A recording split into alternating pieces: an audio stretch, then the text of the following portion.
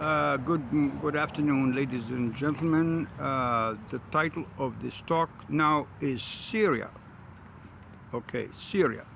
Now, I lived in Syria prior to coming to the United States in 1976. At the time, the Beirut airport, I'm Lebanese, and at the Beirut airport was being bombed and all that.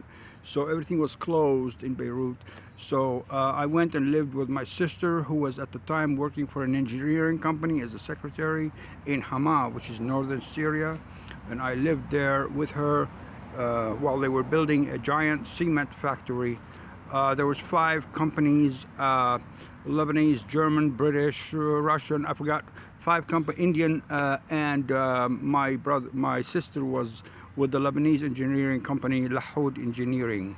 And so I lived with her there, and then I would take the bus, the Karnak is called, to Damascus and go to the American embassy there and stand this huge line. And I had to do that for about 2 weeks, coming back and stand a huge line again and again. Finally, I got interviewed in English, and I got my visa, visitor's visa, to come and live with my brother in Los Angeles, California. And eventually, I got my green card and became a citizen later and all that.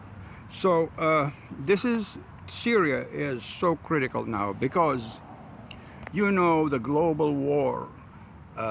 So many people so many gangs and whatever you want to call them, fighting to depose Syrian President Bashar al-Assad, and it all failed. Okay, of course, Russia supported, you know the story. Okay, so now what I wrote is the title of the article, small article, called Syria, Is It Only Syria? And is it only Syria, or is it a strategic alliance between Hezbollah in Lebanon, Syria, Iran, Russia, and China? What chances does the West have to break such alliance? The Arab world is faced with a choice, with an all-out war to stop the influence of Iran in the area, in which case, as an Arab journalist called, I'm not going to name him, I know who it is, an Arab journalist, because I want his welfare.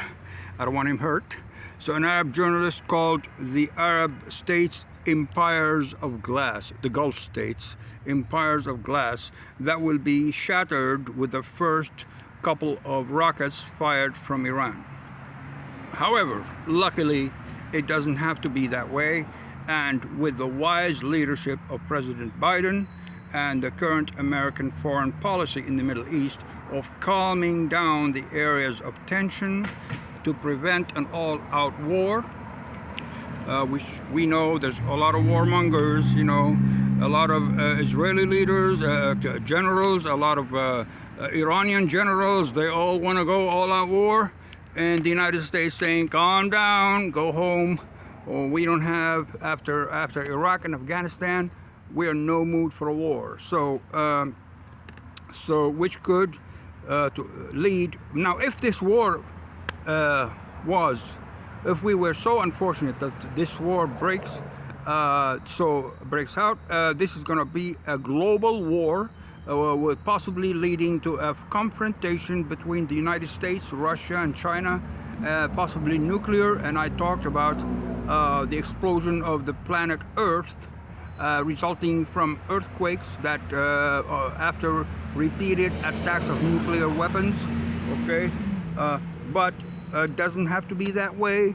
And I'm praying for the common sense, and I'm praying for the leadership, and to control the warmongers and the hawks, and put them in place, and make because peace must prevail.